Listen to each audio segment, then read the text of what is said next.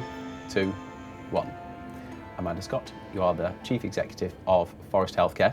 Not only that, but you're also one of the people who's gone through the whole journey of being a carer, all the way through to being a CEO, which is really quite something. So it's an absolute pleasure to welcome you to the Care Show.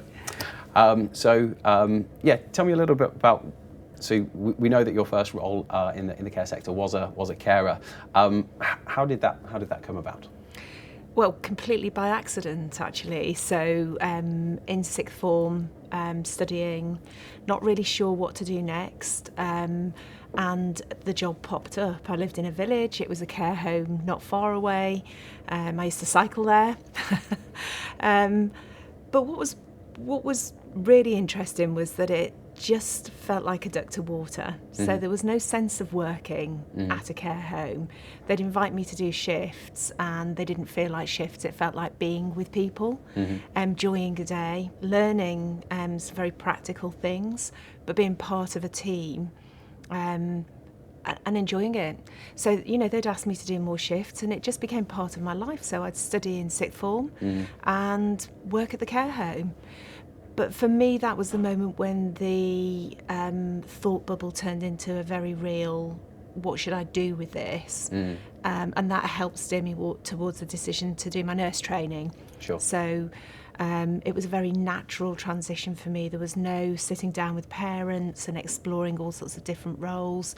It just came about. Seemed like the right thing to do. It seemed like the right thing to do. And I've heard it being called, a vocational calling, and it never felt like that. It was just very organic. It didn't feel at the time like I'd given it a great deal of thought at all. Sure. So sounds like there's a certain amount of almost magnetism to it. It just felt almost that you felt compelled that this was the right thing for you to be doing. So, and you never any kind of previous exposure to the care sector at all, or and the qualification that you were studying at sixth form as well, nothing to do with the care sector? I suppose you could apply sociology, but not with any sociology in English, but not with any real kind of plan framed like around that. So my grandmother was a nurse, and in my very sort of consciousness, I recall her telling me stories about nursing.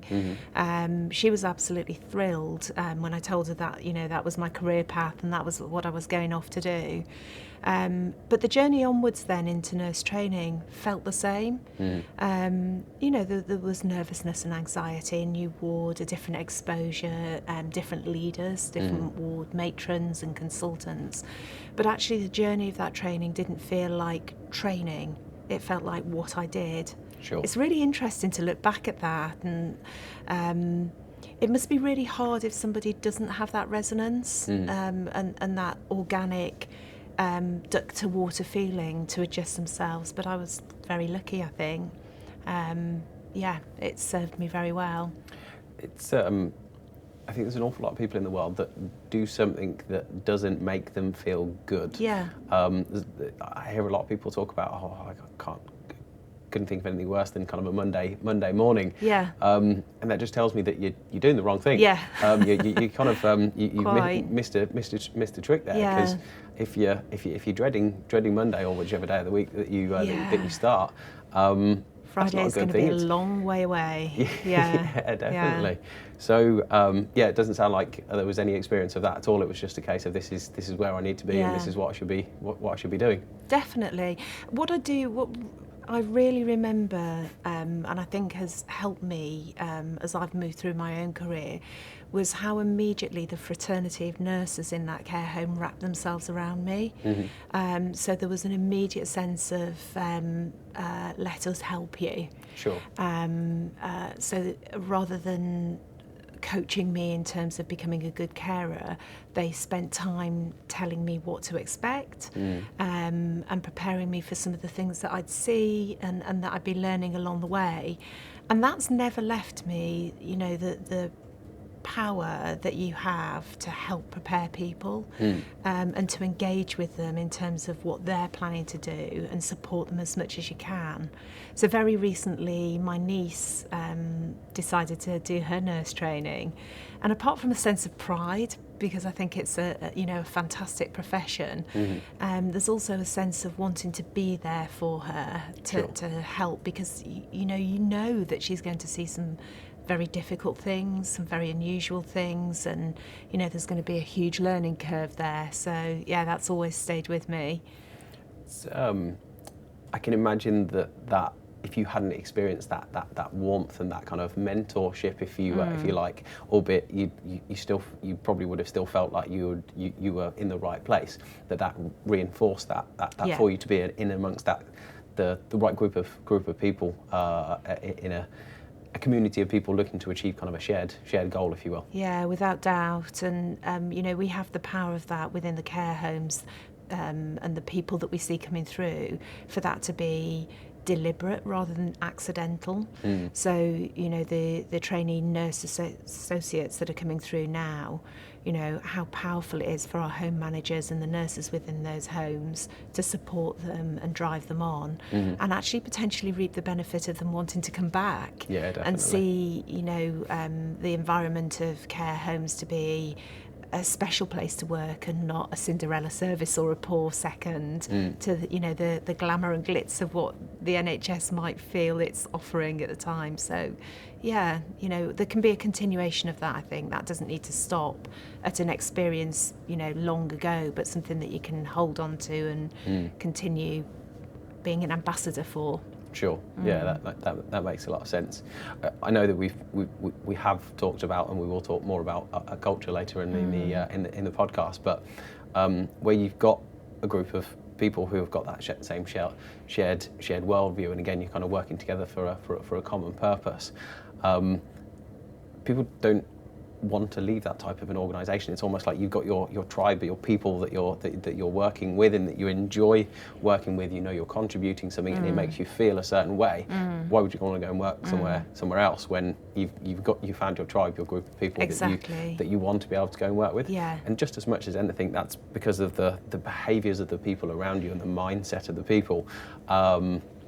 But that, again, it makes you feel a certain way, which you might not be able to feel elsewhere. So getting in, managing to get yourself into an environment where you're surrounded by those like-minded people is super important. And it sounds like you did exactly that. You kind of met your group of people and you thought, wow, this is a bit of me. I found my tribe. Yeah.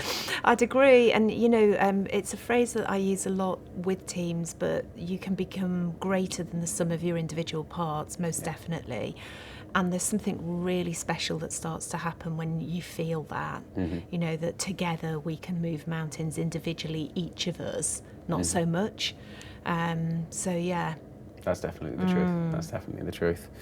Well, okay, so understanding kind of the beginnings of the origin of the story, if you will. There's been a hell of a journey in between times. Sure. So give me an overview, because obviously from carer to CEO, again, I think that's I think it's important to highlight as well. There's that it's possible that's a thing, that's a journey that people can go on. So yeah, how's that journey come about for you personally? So you're right, and again, I try to talk about this whenever the opportunity is there. It is a journey that people can go on, and you have to believe that you can. For me, again, I'm using the frame organic, but things happened organically for me, and it's you search your soul as you look back over your shoulder and think, how did certain things happen? And certainly preparing to meet and talk to you today, you want to make that very conscious connectivity of what happened. But I think the starting of the story was initially seeking the glamorous roles within NHS. So as a qualified nurse, my first job was in paediatrics, and I loved the intensity of the type of patient that you were looking after. I loved the speed and the pace and the learning. and you have to accept, you know, that you're still a novice as a qualified nurse, and but each time you learn and feel that you're becoming more of an expert, there's something really powerful and almost addictive about that, I think. So moving through that into intensive care, adult intensive care, you know, is just a continuation of the same theme of drama and learning and, you know, working with real experts in the field that you're working with. But I was lucky enough in that time to do a rotation through the hospital that I was working at. So I rotated through medicine, surgery, high dependency, and older people. And it was the older people experience for me that made a connection between people trying to live through chronic health rather than being part of fast fix of acute health issue. Sure. But also then the sense of not being able to be part of the onward journey, if you like, of that individual. So, you know, people on an older person's ward at the time would be there for weeks and weeks and weeks on end. And you'd see almost the light go out of their eyes as they move into that chronic patient model. Sure. And wondering what's going to happen to them next. So around the same time, there were lots of changes in the NHS, quite a lot of funding cuts, quite a lot of redundancies of senior people. And I just decided that the NHS wasn't for me. I didn't feel comfortable with what I was seeing happening. And I decided to apply for anything else that wasn't the NHS. So I applied for some really wacky jobs. I applied to be the nurse at Harrods. Oh, wow, okay. I know, amongst other things. And then a local job popped up just up the road from me for a newly designed supernumerary deputy home manager for a large multi-site, which was quite unusual that long ago. And I threw my application in amongst a whole load of other applications, but got called for an interview. And I remember sitting outside the office waiting for my interview, but was taken on a tour of the home before I sat down to have the interview proper. And my psychology moved from, well, I'll see how this interview goes and see what happens, to moving around the home and thinking, my name's on this job, I have to get this job, I want this job, I wish I prepared more. So I got the job. You know, and again, that experience of coming along, sure, with a nurse qualification and some toolkit of experience and knowledge, but also with a big understanding of a degree of novice within that role. But it was amazing. The company really invested in me. I did lots of formal training, lots of experiential learning, and it was very early on in my career to almost design that role into practice. Sure. So the home manager told me what the theory of the role was, but it hadn't existed before, so make it work. From then, with the same company, a home manager's role that had been occupied for, I think, 11 or 12 years by the previous home manager, but she'd moved away, popped up just up the road from me, and the question was asked, would you like to move into home management? So I said yes, let's do this. Took the job and saw the immediate jump from expertise in clinical care and caring for people in a social care setting to leadership and management. Sure. So felt like a natural slide in theory, Sure. but actually in practice was a huge jump. Big jump, yeah, of course. That's helped me so much further on in my career understand what we're asking of people when we ask them to make that jump, and that not everybody is ready or wants or needs that jump. So. But then the company sold, so it changed ownership, and a lot of the senior management moved into different organisations. So shortly after all of that happened, I got a call saying, would you like to come and work as part of a regional team with us? We're setting up a new team in what today would be called clinical governance role, but then I think my title was regional nurse. That was with Ashbourne Healthcare. And it sounds it sounds so funny to keep saying this, but again, that jump felt very organic. Mm-hmm. So I hadn't worked in that role before, but it felt that I'd got by then established quite a lot of experience to be able to take with me. Mm-hmm. And I loved being on the road. I loved taking on new challenges every day. Every day was a school day, every day was a learning day. And I loved the diversity of the different homes and where they were at. But the pivotal point for me in that role was after having moved into leadership and management in a home manager's role, this was a purely leadership role. So none of the managers reported to me, none of the deputy home managers reported to me. This was about influencing people to trust you and to want to follow you. Yep.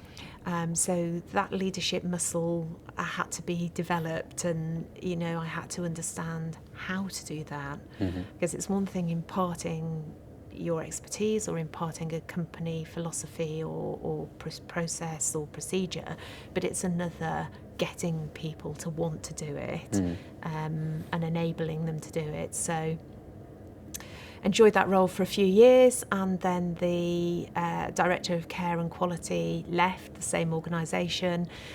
We had new investors that had come into the group, and they invited me to apply for the role of Nursing and Quality Director over, I think we had 235 homes. So again, this great big leap. But I had a good leader and mentor at the time who I'd worked closely with for those 2.5-3 years. So I was able to stand on her shoulders, actually. She'd put some fantastic frameworks of a team in, and some fantastic frameworks of clinical governance into the organisation. So that gave me space and time to develop what she'd done and to take hold of the team and take them with me, as opposed to starting from scratch or starting with something that was broken. I continued in that role. With another organisation. The diversity moving on from that was a very different type of group of homes.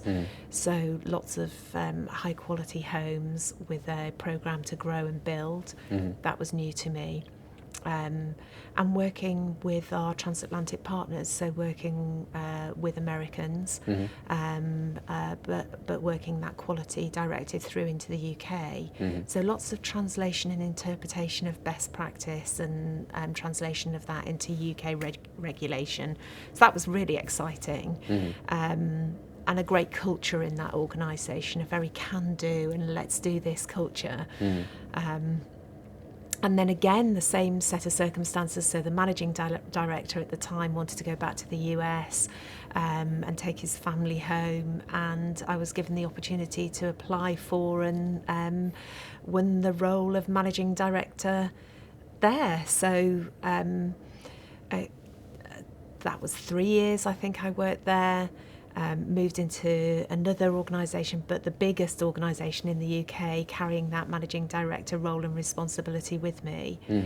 And by then, I realised that I'd kind of definitely left behind the care and quality expertise. And that had kind of happened over time without me realising it, but by the very nature of the roles that I'd accepted and moved into. And there was a moment in my career where I stopped and paused and thought, do I want to swim back to care and quality? Is that something I want to go back to? Because it was a very specialist role. Sure. You're not a generalist, you're specialising, you're looked to for that expertise in that element of leadership. But I felt I'd come too far on the journey. And the answer to myself was no. It's been great, but that's behind you now. And then Forest Healthcare popped up as an opportunity. As CEO, I think that seminal or particular leap is broadening from operations with an overarching leadership to reporting directly to the board and having the responsibility to take hold of what it is as a group already, but be able to directly influence the vision and values and the growth of the organisation forward. So in a few minutes, decades of transition through from carer to CEO in my current role. But at the start of that discussion, I talk avidly to anybody that will listen really about not restricting yourself because you aren't an expert at the point in time where it may be an opportunity. Always believing that you can, and being prepared to learn. You know, you have to make mistakes, that they will happen. But as long as you're learning and your mind's open and you're looking around at people that you admire and you see as, you know, great in their roles, that opportunity is there. Not for everybody, but... It seems like on a couple of occasions, or maybe even a few occasions, then you talked about having mentors and having people around who had... There's the kind of internal succession planning type thing. So it's making sure that the team that you're responsible for have the right capacity, the right capability, the right attitude, and things like that. So that if you weren't there for any reason, whether that because you move on or you move up or you holiday or whatever it might be, you created that environment where you've got a team of people who ultimately can deliver the objectives, the strategic objectives, whatever that might be, whether you're there or kind of within your absence, so that you are in a position where you can continue to rise up through the organisation. But that works both ways, doesn't it? So in an ideal world, you have a great mentor and somebody who can inspire you to how to develop your own skills, again, take you off in different directions, maybe areas outside of your current area of expertise. But whilst you're looking up, you also need to be looking down to the team as well, and saying, well, if I'm progressing in my career, I need to make sure that the people below me are in a position where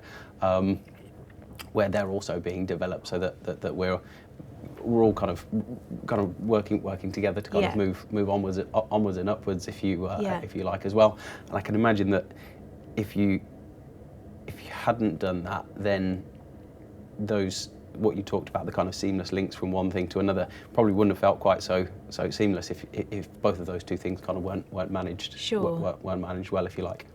I'd agree, and I think, you know, the art of leadership is really, for me, your team believing that they can without you.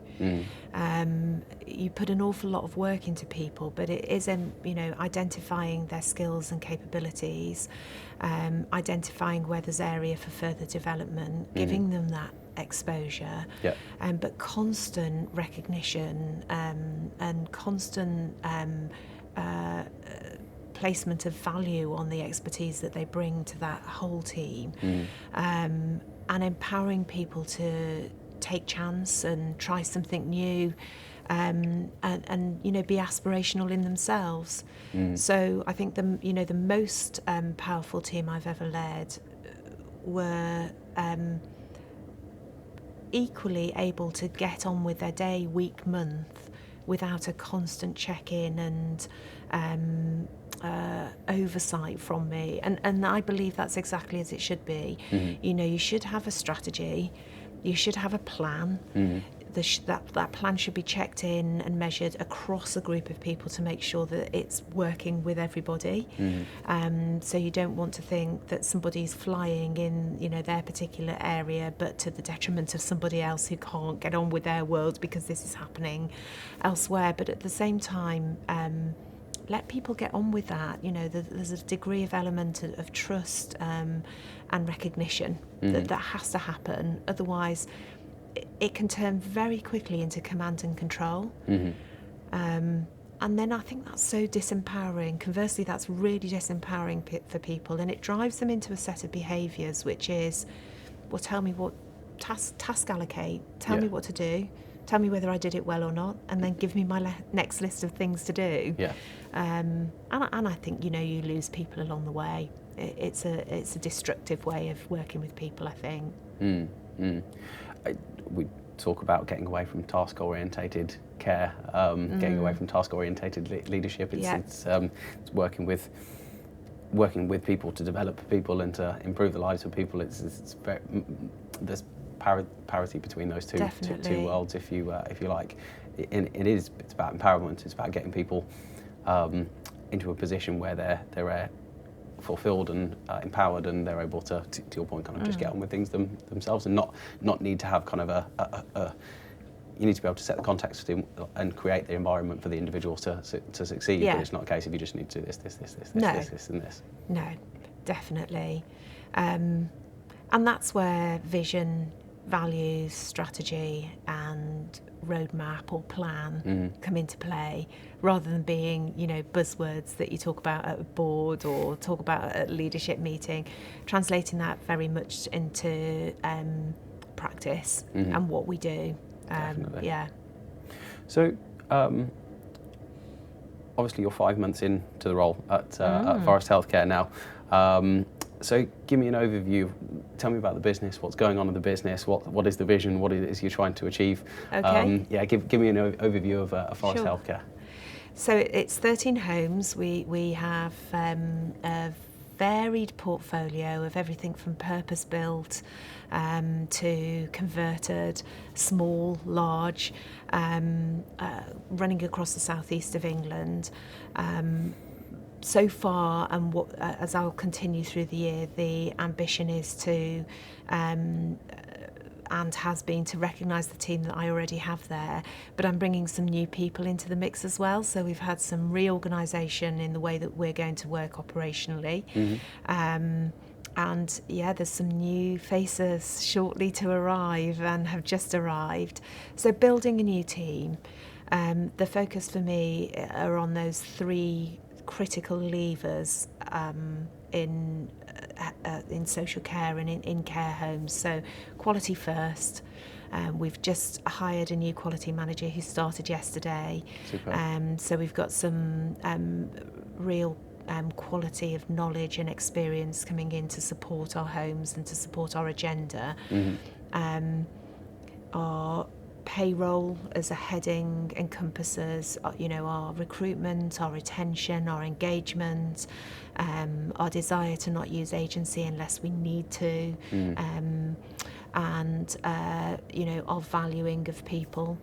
And then, our occupancy, the third lever, is making sure that these homes have a quality offering, making sure that they're marketed so everybody knows that they're there, and that we're, that first choice for those people. So, we want to be full and happy homes. So, to communicate that to the home manager and to the wider team, we've just developed our own vision for this year, and we're championing the statement of wanting to have our best year yet. So they can be the big, the big ticket items of quality outcomes recognised through our regulatory outcomes or our own internal outcomes, but the smaller elements of best year yet, through to our care team who've completed a qualification that they wanted to undertake, a home manager that's been recognised with a local award.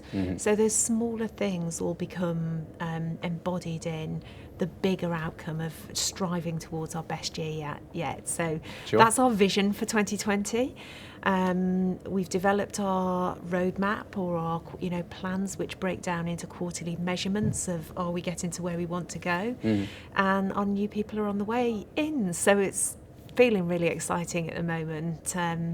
And the 5 months have flown by. Have gone very quickly. We started speaking probably 3, maybe 4 months ago, and that conversation feels like 10 minutes ago, maybe. So, and every time we catch up, there always seems to be there's always exciting new things kind of going on within the organisation and things. So it's exciting. I can imagine being in your role, and especially having been there for almost half a year now, which again seems to have gone like that. But you've gone through the process of building the relationships with the team, making some obvious and important changes and things like that, and then you've got a big bold vision to look to achieve. And what I like about the vision as well is that you can make that applicable to everyone, because you want everyone I think we talked about it earlier, but kind of everyone contributing to achieve a common goal. It's relating that vision back to everyone so that you can say, right, I'm going to own this bit, and this is how I'm contributing to what everyone else is contributing as a team towards achieving. This is the outcome and things that we're looking for. Exactly right. And you know, we've developed some certificates and label pins and things so that can translate through to everybody. Everybody feel a part of that. I write a CEO flash every Friday to the team, and fairly recently I was talking about, you know, the story of the visit to the Kennedy Space Centre, and the president saying to somebody sweeping the floor, "What do you do?" And the answer was, "I help put rockets on the moon." That's what I do. I'm part of this, and I want the same culture and feeling to be embodied in Forest Healthcare, that everybody, you know, whether they help with payroll or work on payroll in head office, whatever their role is, it doesn't matter. You are all part of something really special, and everything that you do that is good and with the company and our residents at the foremost of your minds, and our team at the foremost of your minds, plays a significant part. So that's the value that I'm determined everybody feels, rather than it just being a statement. That people need to feel that to believe it. It's got to be an emotional connection. It's Definitely. got to be an emotional connection for people to connect to it in the initial instance, but then it's also got to be something that, through positive reinforcement, that people want to continue striving to achieve. I think it's interesting. I'd love to do more research on this, but my understanding is that we were talking about something quite similar to this earlier, but there's an anthropological reason why having a really clear intent and a really clear vision and a really clear strategy is actually it's creating an environment where people are contributing in that way, shape or form, again, to a common goal. It's our reward systems are engineered so that when we know that we're contributing something to a common goal through whatever our role is, whether that be somebody in the frontline team, or whether that be the CEO or the board, or if everyone's working together, that actually we're geared to benefit from reward systems. So it feels good when we know that we're contributing towards something that's the kind of overarching vision for the organisation, and it becomes a positive reinforcement, in as much as if you keep chipping away, you're going to feel better and better and better, because everyone's kind of working together to keep moving in the right direction. I agree completely, and that connection, you know, when I visit the homes, I love visiting the homes, I love talking to the residents, but I also always make sure that I take time to connect with the care team, the housekeeping team, the maintenance team. I want to hear everybody's experience and understand that we haven't got a manufactured belief that everybody is happy, and there aren't ways that we could improve, and all of those conversations should lead their path and their way back to the leadership team, and ultimately to myself and, you know, the board, to continually be in a cycle of, through communication and discussion, are we doing the best that we can, and are we empowering people to have their best year yet, or are we just top down telling them that's what you're gonna, you know, that's what you're gonna do, as opposed to we've listened, we've understood, and this is what we all believe we want to do together. But it's also looking at all the various different stakeholders. I was doing a workshop for a group of leaders of care home businesses, and we were talking about helping people to engineer their culture, and we were talking about their intent, their vision, their values, all of that type of stuff, and we were helping them design the culture that they were aspiring for. And it was really interesting. One of the people that came to the workshop, his first thought was to map out all of the various different stakeholders, and then to start thinking about not just how can I help my team, not just how can I help my residents, not just how can I help the business. It was a case of, right, here's all of the people that we work together. There's this ecosystem.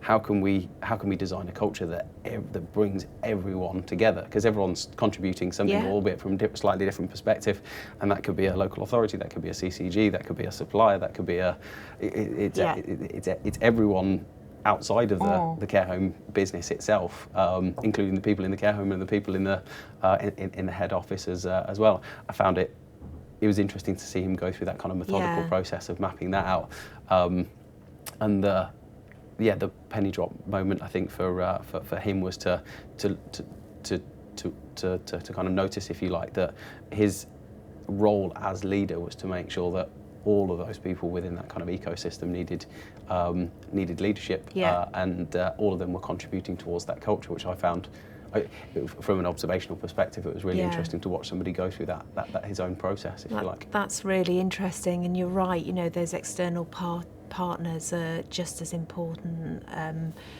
People like Wellness, person-centered software. They have more than just bringing a service to your home, but being critical external circle of influence that can bring us to a better place.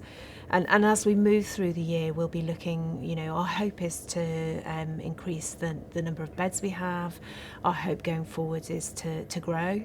And further on in the year, we'll be looking for investment and new partners with investment. So it's so critically important to me that our culture, our plan, our vision are real. That they need to be, we hope that will be palpable. We need to, be an attractive proposition other than a portfolio of buildings with an operating model. We need to be more than that. So, yeah, but you're absolutely right. And, we talked about the 5 months that I've been here and how time's flown. But to your point, as we were discussing earlier, if Monday morning doesn't feel like anything other than come on, let's do this, then that's great, and yeah, that's how it's felt. It's a good organisation to have joined.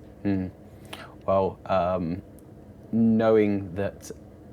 Some of the exciting things that you've got planned for the organisation, whether that be growth, the improvement of the well-being of the residents, the investment in the culture, all of the great things that you're looking to achieve. Hopefully we can do a podcast in a couple of years' time, or maybe even not that long, and we can reflect on kind of what that whole journeys look like. But no, it's exciting, and it's I've really enjoyed having our conversations where we've been able to check in just to find out what's going on, because it's always exciting taking a new role in a new company, but especially as a kind of a first CEO position and things like that.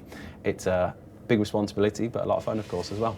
It is, and and it gets under your skin, and that's the great thing about it. The passion. I think if you don't have that passion and that sense of let's take this somewhere and let's do this, rather than this is my job and this is what I do, then I don't think you could deliver. It's just not that. It's not the nature of the business. The nature is to feel it, breathe it, and hopefully translate that enthusiasm to others on the journey. Definitely. And it sounds like you're doing a great job of that so far. I was having a conversation with somebody about building cultures within organisations. This wasn't something specifically to do with the care sector, but they'd shown a bit of an interest in the fact that I spend a lot of time talking about culture, so they tuned into that, if you like. And I said you could, when it comes to holding a leadership position within any business, whether it be care or otherwise, you need to be an architect of the culture. So you need to get involved in the design phase and work out, okay, so what does this want to look like, and then you need to be involved with the build process itself. But then that build process includes kind of all the other various different people. The biggest difference, of course, is that you finish building a building, whereas a culture for an organisation, that's an ongoing iterative process that just keeps going as well. So definitely, and it can take days, months, weeks, years to build, but it can be damaged very quickly. And so that keen eye always in terms of behaviours and values, and responding very quickly to something that you feel is drifting away from the culture that you've taken time to build and invest in is really important. It doesn't take long for that culture to be changed, and that paradigm, that shift can take a lot of fixing. Definitely. So you have to feel very protective of that once you've got it to where you want it to be. It's interesting. I've had, again, coming back to the workshops, I've had people come on the workshop and kind of say afterwards that they're probably one of the biggest things that they've realised is this isn't just a this isn't kind of almost like a quick fix thing. It's not just a case of, we need to kind of map out our intent, our vision, and our values, and we need to make sure that we're kind of living it. It goes so much deeper. It needs to be embedded in the, as you say, it's to do with the behaviours and the attitudes of the team to make sure that people are showing up on a day-by-day basis. And humans are humans. Like, it's never going to be like that all of the time, but to the degree that you can get that alignment, get everyone pulling in the same direction, that's always going to be a great indication of kind of how that culture is developing and improving and growing over time. I'd agree, and I think you need to keep it as a topic of conversation. You know, you don't want that to be, it's like engagement, you know, you can't do engagement from 3 to 4 every day. I'm going to have my hour of engagement now. It has to be something that people get and understand and is embodied in the way that you behave, and I think the same with culture. It needs to be an open and ongoing topic of conversation, but then, you know, taking steps to measure whether what you believe is happening is truly happening and whether it's heading in the right direction. And it starts at board level. There's root and branch there, you know, so if the board aren't invested in the right culture and invested in taking the right steps to enhance and grow that culture, then it can just become a strap line for an organisation. So you can have any strap line you like that declares all sorts of elements of integrity or caring or kindness, but if that isn't at board level and isn't talked about regularly and measured and communicated and celebrated in terms of reinforcing the culture that you're trying to promote, then it's nothing other than a topic of conversation, in my view. So, again, it becomes a piecemeal thing. It's just saying it for the sake of saying it. I think I've probably shared this story with you, and I've probably shared it on the podcast before, but I remember a couple of years ago getting invited by the CEO of a care business who they were experiencing quite a lot of challenges, and I got invited to come and observe the board so we could kind of make a kind of appraisal as to can we help, because they'd found out about the good work and things that we've been doing. And the board meeting was a bloodbath, and the reason why was because they weren't aligned, they weren't pulling in the same direction. They got it was all of the same challenges that everyone in the sector faces, but they were experiencing them so much more acutely than most, because they didn't understand why they were there. They didn't understand what they were trying to achieve. They got no guide around kind of how they expect people to show up and how the kind of the mindsets and the behaviours of the people that they wanted. And it was all tension and frustration, and it was just it was more or less, it was a 3-hour-long argument. We'd just been sat there kind of thinking. And they said afterwards, they kind of said, do you think you can help? And I'm sat there thinking, I'm not sure. And the first thing I said was, tell me about your intent and your vision, and how do you empower your team to strive towards achieving your intent and your vision. And kind of slightly baffled look of, we've got a vision and it's on the website. Again, it's that piecemeal. We've got one, but it almost doesn't mean anything. No. And later on, I said, okay, so tell me about how do you inspire your team to live by your tell me about your values, and how do you inspire your team to live by those values?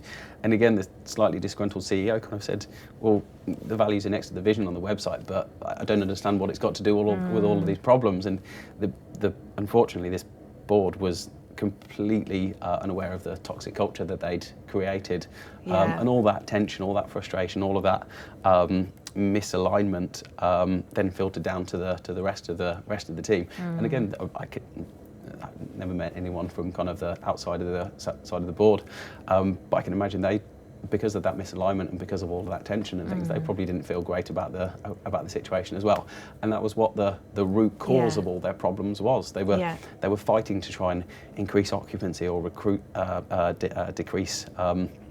Increase retention or improve the care quality, but if the team aren't aligned and pulling in the same direction in the first place, you're gonna have a hell of a battle. You really, really are, and it's. I mean, the very nature of the sector is that you will move through a roller coaster.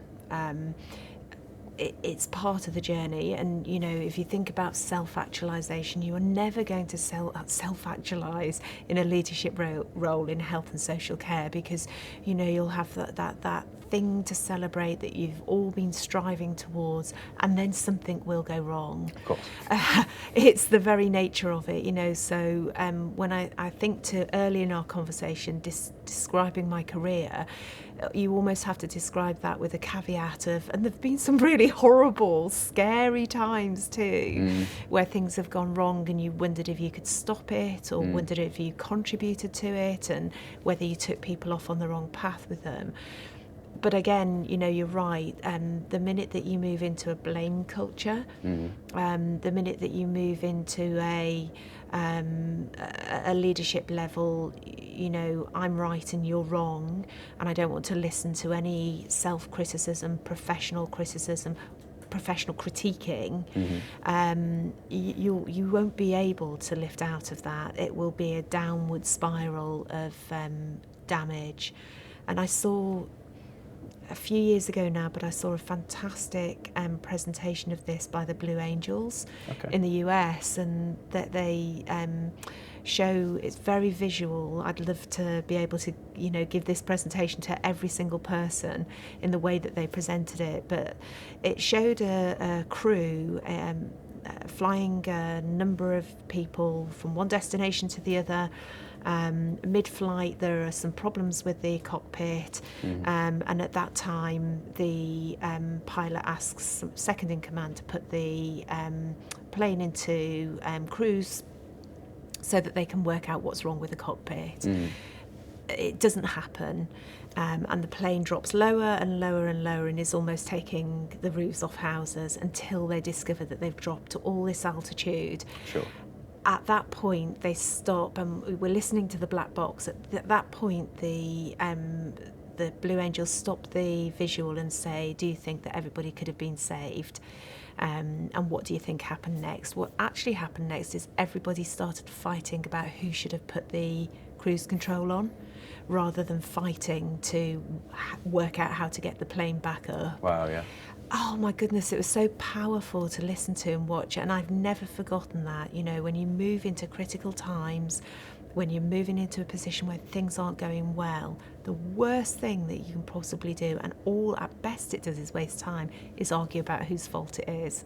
There's plenty of time afterwards to figure out what went wrong, and get to that point. So it's really interesting describing that boardroom experience of your own, and I won't ever willingly be a part of that. I don't think there's any value, and there's a lot of damage you can cause to people. I think one of the points that you've made there is really, really important to note as well.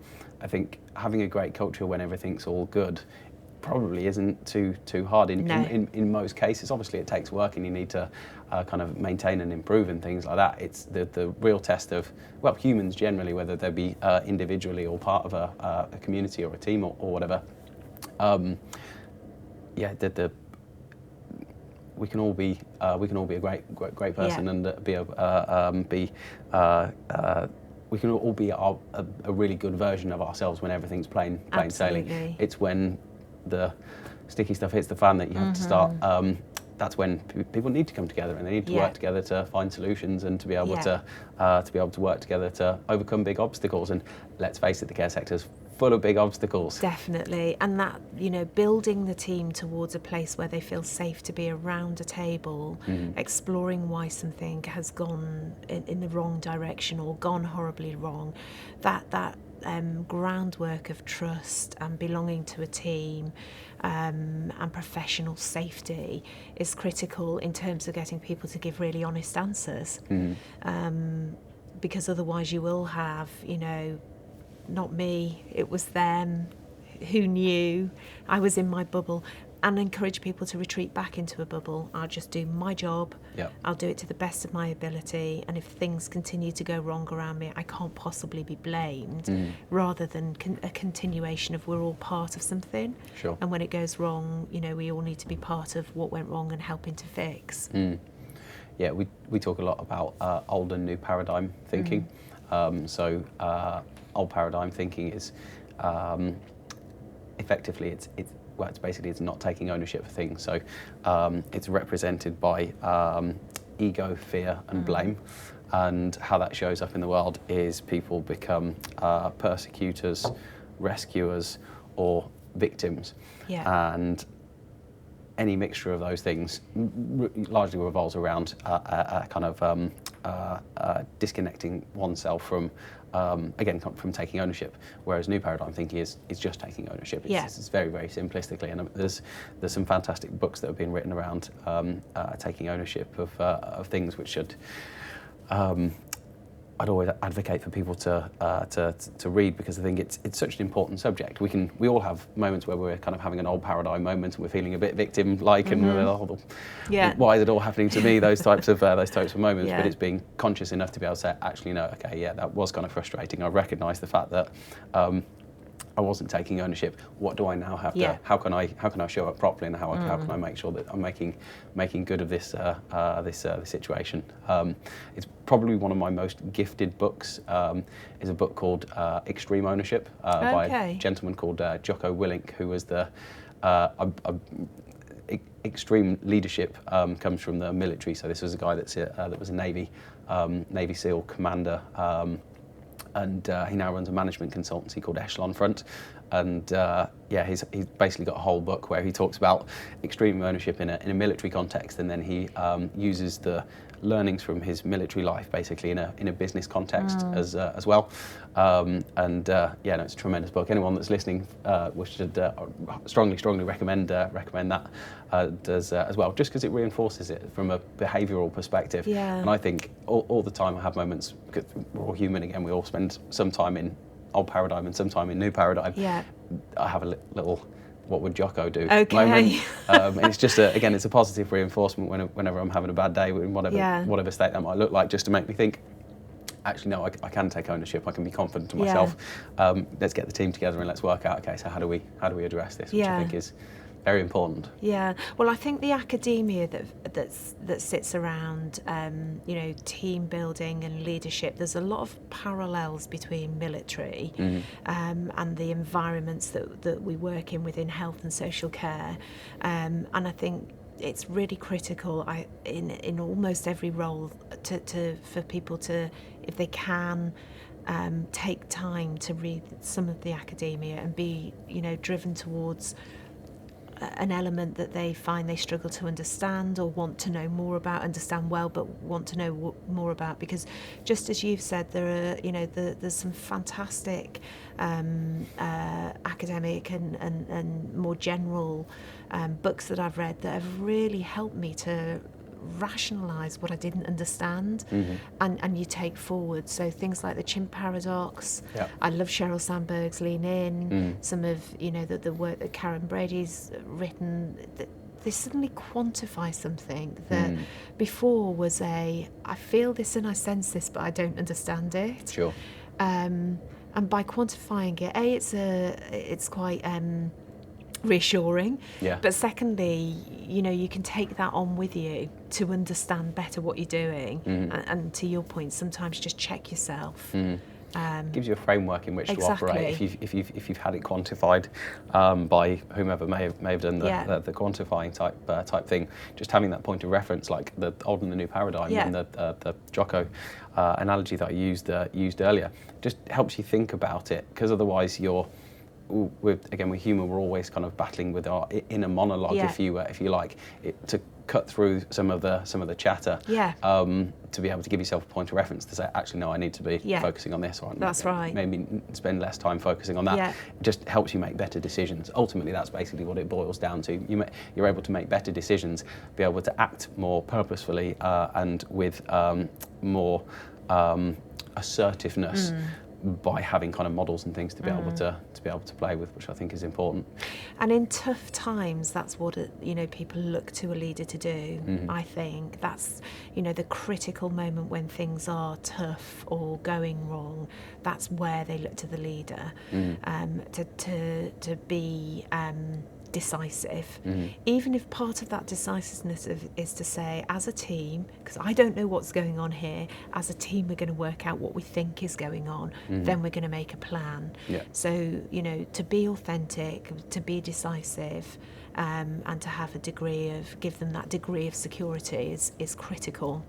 I think a leader can lose a lot of ground if in those critical moments they don't, you know, take those reins and take responsibility. And, you know, then where do you go for that? You've got to look within yourself to say, you know, what would Jocko do? Or, you know, what have I learnt from other people that I've worked with in the past? How would they behave in this moment? And how can I parallel with that?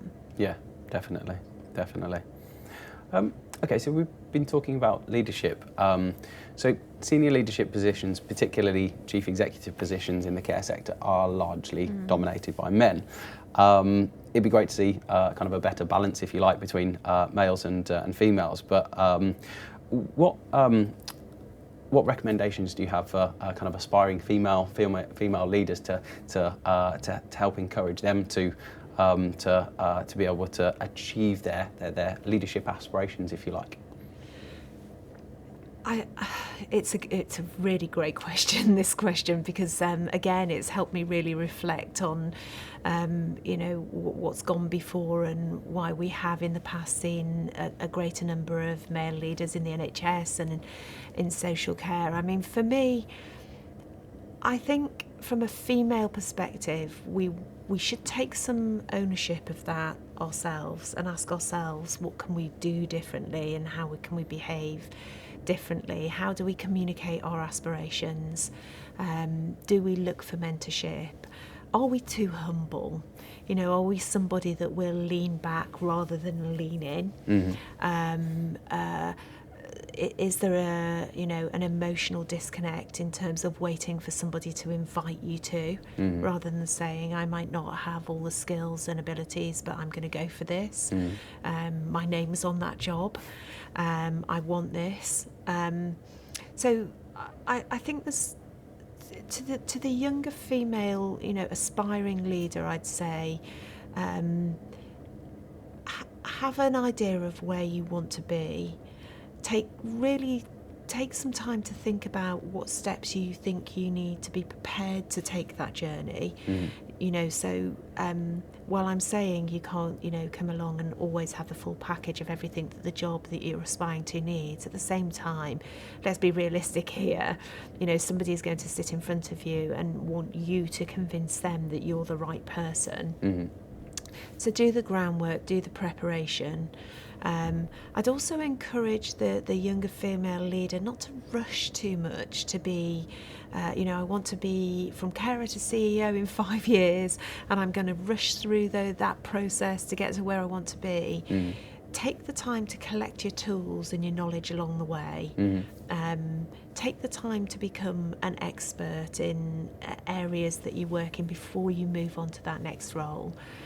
Because otherwise, you know, you can damage the journey by leaping ahead too fast and too quickly.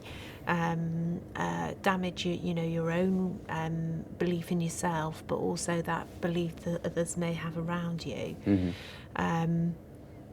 So most certainly self-belief, preparation, do the groundwork, and critically, I think, look for mentorship. And not only mentorship with other women leaders, but look for mentorship that you connect with, people that, you know, you find as aspirational. And there are male and female leaders out there, and there have been on my journey. You know, there's been no gender bias from my perspective. Like, I'm looking for a female leader that I inspire to follow in the foot. I've been looking for that mentor who I respect. I love their values. I love the way they behave. And I want to connect with that person. So, and don't be afraid to have the conversations. You know, there's too much humility sometimes in an appraisal or formal supervision or informal conversations, not to have that elevator moment where you say, in 5 years' time, I would love to be X, marks the spot. and we're having this conversation, what do I need to do? Not to get there, what do I need to do to be there in 5 years' time, but what do I need to do next to take the next step to move myself closer to that journey? And I think it's changing. It's a slow process, and I think sometimes there can be an unconscious bias, so if you've always had males at boardroom level, it may feel unconsciously biased to replace, that particular role with another male who always did that. But I think as all of us are thinking about diversity, and more about skill set and culture, then it will turn into we're looking for that person, rather than this person has to be. Makes sense. There's a lot in there as well. No, but I think it's important. I think again, for what I found fascinating about what you've explained there, I think that's although we talked about it in the context of aspiring female leaders, I think everything that you've just mentioned there it's about people, isn't it? It's about people getting ahead. It's about creating a roadmap for yourself and trying to create a framework and things like that for you to know what are the positive steps that I need to do to keep pushing forward. Because if you're aspirational, you want to get ahead, you want to make sure that you're developing yourself and your career and your kind of working your way up the ladder, I suppose. It's being pragmatic about what are the steps that I need to be able to take to get there. So I think that's really, really useful, and I think I think a lot of people will get a lot from that. So I think it's important to be emboldened, and I'm sure I'm not the only one that's heard a conversation in a corridor or in the head office canteen or out there in the homes where somebody said, well, I didn't see that job advertised internally and I would have gone for it. And my immediate question is, why didn't everybody know that you wanted that job? What stopped you from saying to the ops director, if you ever left, I'd love to be, ready and developed, that I might be able to step into that role? We need to nurture and encourage more of that, I think, that open succession planning. And interestingly, that was something that we were talking about only yesterday in terms of the skill set across our group. And if only we knew what we all knew, who was great at tissue viability, who was great at, accounting, if only we knew all of that and then could look at the succession plan for people. So I think there's a real balance there of, as an organisation, taking responsibility for looking for talent, but also, the female leader or people being emboldened to be able to say, I want what you have, and not see that as being a threatening conversation. I think in health and social care, I think typically the people that are involved in the sector, from what I've learnt, has been people in the sector are very, very humble, which is a wonderful, wonderful thing. But then also the some of the best practice, some of the great stuff, people they're almost ashamed to be able to be proud of it and to put their label on it and to be able to say and hang the hat on it and say, here's all the fantastic stuff that I'm doing. I'm deserved. I'm worthwhile. I'm all of these things, which you need a little bit of that to inspire you to kind of take your step to the next level, wherever that is in your kind of professional career. And I think if there was not to remove the humility, but if there was one thing that I think that would really, really help the sector, it would be to be more assertive and more confident of itself, so that people feel comfortable that they know that they can get ahead and they can achieve and they can succeed and that they can move forward and make positive steps forward and things like that. Appropriately placed pride isn't a bad thing, is it? Appropriately placed pride. I like that. Yeah, no, that's good. Yeah, with some substance behind it rather than just... Of course, it's got to be tangible. Got to be tangible. Misplaced, inappropriate pride. Probably not so good. Not so good. So obviously you've held leadership positions for a decent amount of time now. What would you say your biggest leadership lessons have been? Oh, this is a really good question. So I think learning that you need to sometimes ask for help, acknowledge people along the way. You don't need to be in control of everything. I think definitely too many cooks spoil the broth, and what an old-fashioned saying, but it's very true. You want people to be empowered, but you have to hold that centralised position. You have 3 or 4 people jockeying and vying to take over, be an informal leader, to take people along a different path, and it can be very damaging. Something that a leader I worked for taught me was about the big 3. Don't fill your agenda with so many things, and therefore the agenda of the people that you're trying to lead with so many expectations that they are almost set up to fail. What are our big 3 things that we want to achieve this day, week, month, year? And let's focus on them. It doesn't mean that everything else goes away and dissolves or you ignore it, but these are your big 3, they're your goals. And I've always taken that with me, the risk of overburdening people so that they feel helpless, it feels out of control. And ultimately, as a leader, you don't get what you want. You have somebody coming to you with 9 unfinished tasks that are all on different parts, but nothing's completed. And I'm not a machine. We're humans looking after humans in a pressure cooker environment sometimes. And the people that work with me and for me are not machines either. And that sounds like such an obvious statement, but as we drive towards better outcomes and greater outcomes and the pace can become faster, I think it's really important to have self-care, but also to demonstrate to other people that they should self-care. And that we should all look after each other pastorally as part of that. The minute that individuals begin to feel like nothing more than commodities, I think you're taking people to a very dangerous place. And there's a lot of very welcome, from my perspective, focus with all sorts of people getting involved in the topic of conversation of mental health and well-being. And health and social care is really all I know. It's all I've ever done from a young adult till now. But I think it's never been more important to think about wellness and self-care, because look at the people we're looking after. They're the most vulnerable section of society. And if the people that are leading and caring for those people are not practicing self-care and being well from a physical or mental health perspective, then we're poorly placed to be able to look after ultimately those vulnerable people at end game. Yeah, definitely.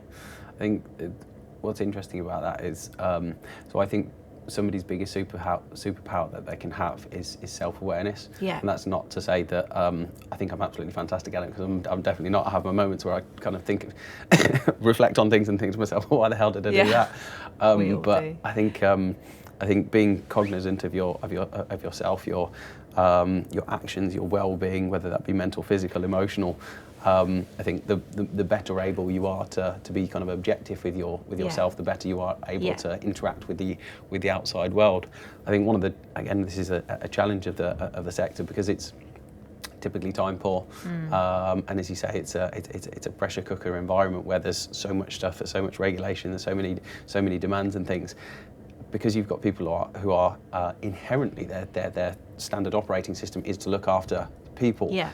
That in some instances they're not so good at looking inwardly for themselves and to their own detriment sometimes as well. Which, to your point, it's dangerous. It's dangerous for them. It's dangerous for the people that they're looking after as well.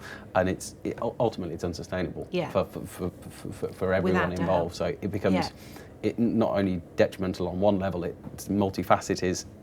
The detriment becomes multifaceted because of the impact. Obviously, everyone's had a bad day, and then they've witnessed the impact of them having a bad day. Can be if you have a bad week or a bad month or a bad year.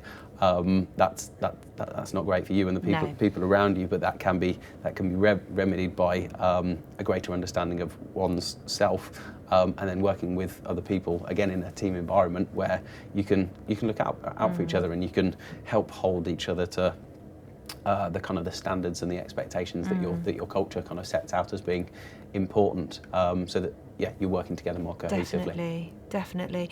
I think self-awareness is critical, and you're right. Behaviour breeds behaviour. You know, if the adage is that, you know, we've got too much to do, to step off and take time and think and reflect, and, you know, have that period of coaching or discussion, seek reassurance, then you know, people will reach a time-served point where they say, I can't do this anymore. And I think that happens unnecessarily more than it should. So, some big lessons I've learned along the way. I think that self-awareness that you've talked about, though, is about, you know, reflecting and thinking about what you can learn and how you can change. The most exciting people I meet sometimes are people that are still, although they're considered experts and have, you know, reached some fantastic positions, continue to have a level of self-criticism. Not destructive self-criticism, but enough to say, how can I be the better version of myself day on day, rather than look at me, aren't I amazing, you know, this is who I am. Perhaps there's a blend of that somewhere, but I'd agree with that. I mean, all of the people that I would class as being kind of high performance individuals, people who are really out there achieving great things, all of them are highly proficient in what they're doing, and they've got the right motivations and things like that. But not only that, but they're also again, it comes back to being honest with yourself and being objective with yourself, but saying, actually, I could improve here. This is an opportunity for me to develop myself in whatever plane that might be. And again, you can, depends on what type of personality and things that you've got. But some people are probably more harsh with themselves. Some people, maybe they're more gentle. But you need to have that inner monologue with yourself again to look at where your opportunities to improve as a person are. Because again, the more whole person you are, the better person that you are kind of turning up on a day-to-day basis. That's if everyone took that kind of opinion and we're all working to strive to better ourselves and improve ourselves, the world's going to be a better place. I know it sounds cliche, doesn't it? But it has to be. It can't be a worse place, can it? Exactly. Exactly. So, one of the things that we talked about before the podcast quite a lot, and in the podcast in some level has been culture. I think when we first started talking, I think that was one of the things that kind of connected us as being something that both of us were really quite passionate about. So, for you personally, kind of how important has culture been in your career and to the work and things that you've done? I think it's critical, and I know we've already covered that, but I think I've probably worked in every space where there isn't essentially a culture that you can hang your hat on, even whether that be good or bad, you know, perhaps good or bad, maybe indifferent culture. Sure. I remember a particular role that I worked in where I felt that the team I belonged to and the role that I was in at the time had no organisational value. It wasn't considered to be valued. There wasn't a toxic culture. There certainly wasn't a good culture. It was a kind of a wasteland of nothingness. Sure. And that was Sounds dangerous. Really unpleasant space to occupy, actually. At least, you know, you can be brothers in arms in a culture where you can all internally agree that this isn't right and it could be different. But that wasteland of nothingness was very strange place to occupy. I've also, worked in spaces and further on in my career taken very seriously the role of creating a positive culture. And the difference that makes, the joy that people have in bringing themselves to work, the joy that people have in bringing their expertise to work, and the addictive nature of that. you know. It's such an exciting place to be when you get that moving. And we talked about it earlier.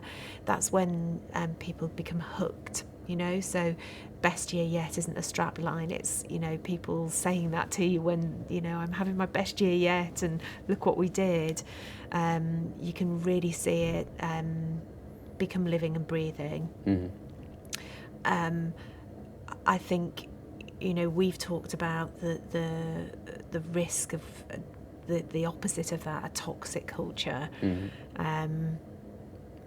And I think the damage of a toxic culture is far-reaching, and you know, it still astounds me to this day that behind a great vision and, you know, some great values that an organisation believes they have, how quickly a culture like that can take hold. And how far-reaching it can be, and the impact it can have on people, which isn't just in relation to their day-to-day work, but as far-reaching as, you know, making people ill, making people disbelieve their own expertise, doubt themselves, you know, damaging to their own career. The responsibility that I feel to never be a part of that is enormous. I take it very seriously. And it doesn't mean that sometimes you have to have difficult conversations or you have to make difficult decisions, but it means that you never forget that, you know, you want to be treated fairly and respectfully, and to feel that what you do is valued. And why would other people not want to feel that if that's endogenously within you? So yeah, the older I get and the longer I work in the sector, and in terms of the way the sector and the pace of the sector has changed, I think it becomes more and more important to me, rather than, you know, being here before, know what it should be. There we go, box ticked, that piece of work is done. It stands in the front of everything that we consider we are as a group, as a team, as an organisation, and as a sector. Yeah, I think that's really important. And what things do you think have had, when you've been focusing on instilling a positive culture in this role and in previous roles and things like that? What do you think the things that you've done that have been the most impactful have been, that people could learn from, that they could implement in their own care business? Most impactful. It's quite hard to pull that out, because I think, so I suppose I was just thinking of myself of the analogy of building a house. You know, I think the foundations are probably, if you get that wrong, you can't build on top of that, or you can, but it's shaky and it won't be lasting. So with that in mind, you know, you can introduce a whole range of elements that are intended to be engaging. So recognition, wall of fame, reward certificates, manager of the month. But if the foundation of that doesn't exist, they are nothing more than bits of papers, pins and badges, and they don't mean anything to anybody. You know, so that integrity and authenticity of what you say as a leader you believe in, and then demonstrating that in your working and living values. So you tell your operations team that the home managers should always be valued and respected. Even if there are things that are going wrong, people should feel that they were treated professionally and they had opportunity to talk and have conversation and be listened to. But you don't demonstrate that in your own sets of behaviours with your operational team. Almost how dare you expect them to respect what you're saying to them and follow that through? Yeah, that makes sense. So those foundations of statement of the culture we're going to have, but the responsibility that you have to demonstrate that, I would say critical. You can't build anything else on top of that, or if you do, it's shaky. Sure. It's not permanent. Got to get those foundations right. Absolutely. And it's got to come from the leaders within the organisation, the people that have got to that kind of reinforce and instill through positive interactions to make sure that that's that you are making steps towards achieving the culture that you aspire for. Absolutely.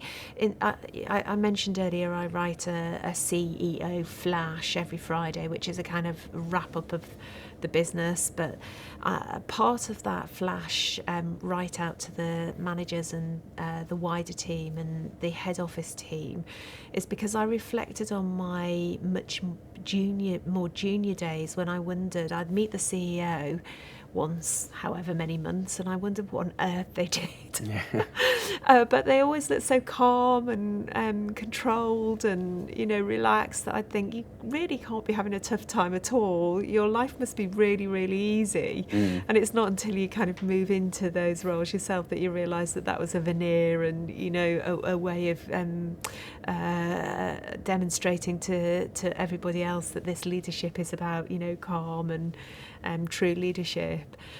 So I like in that flash to describe to people a little bit of what I've been doing during the week and where I've been, because not everybody will see me all the time, but I want them to know that I'm connected to the business and you know, there are things that I do that will have an impact that they might not see for some time, but that I've been doing that. But at the end of every single flash, I take time to thank people. It's such a small word, and it can be misused if it's not authentic or genuine, but it can be really valued if it's meant.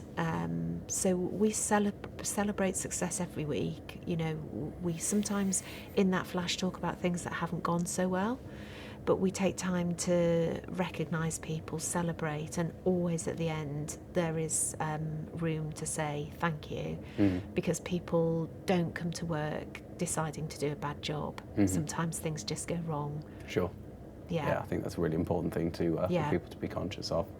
I'm just thinking about life as in our business in SP&P and even personal instances and things from recently that we've had. We always get presented with challenges and things like that, and sometimes the outcomes aren't everything that you could possibly want them to be. Sometimes they're the polar opposite, all things being told. But you've got to use them as learning experiences and to be able to say, okay, so what can we do to make sure that we're better off next time? And it's being objective and being understanding of how one can improve. So, if you were to give somebody looking to make a positive impact on the care sector just one piece of advice, what would that piece of advice be? I'd say don't stagnate. Always keep your mind open. Always be willing to learn, willing to ask.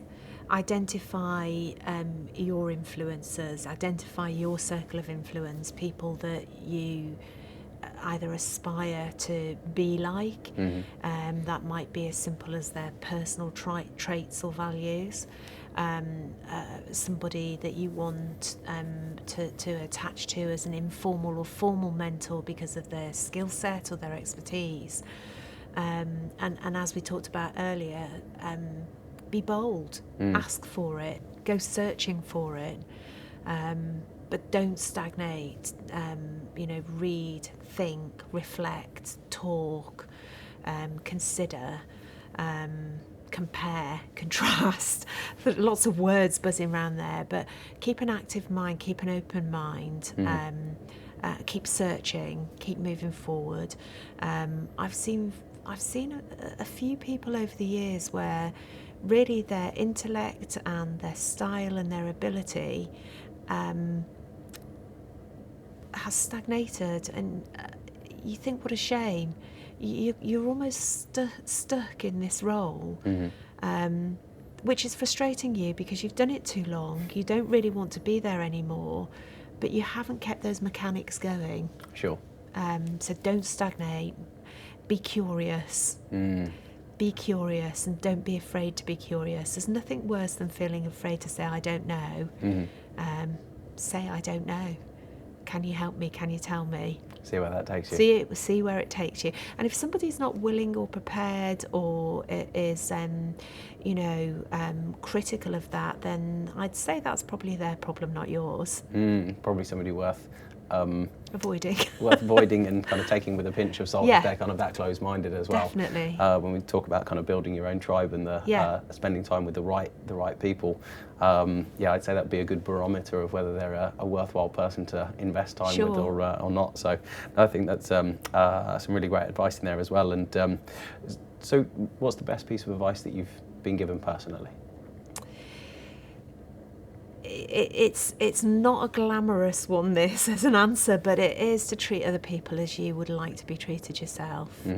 That can get lost, I think. People can lose that. And I'll give you some examples. I've sat next to some really important people over dinner, and I've spoken to them about away from business. So what are your hobbies? What are your family? What do you do in your spare time? What do you love to read? And it's really interesting to note those that will ask back and those that don't. And we talked about barometer just a moment ago, but that to me has become a telling barometer of people's measure of self-importance and their willingness to seek it, to understand other people as much as they want to be understood. So it kind of leads back to those leaders that we were talking, or aspiring leaders. If you want people to show an interest in you and to value you, show an interest in other people and value them. Behaviour does breed behaviour. Treat other people as you want to be treated. I think that's another great piece of advice. So I really enjoyed today. Amanda Scott, it's been an absolute pleasure having you on the Care Home Show. It really has. Thanks very much. You're welcome. Thank you. Cheers.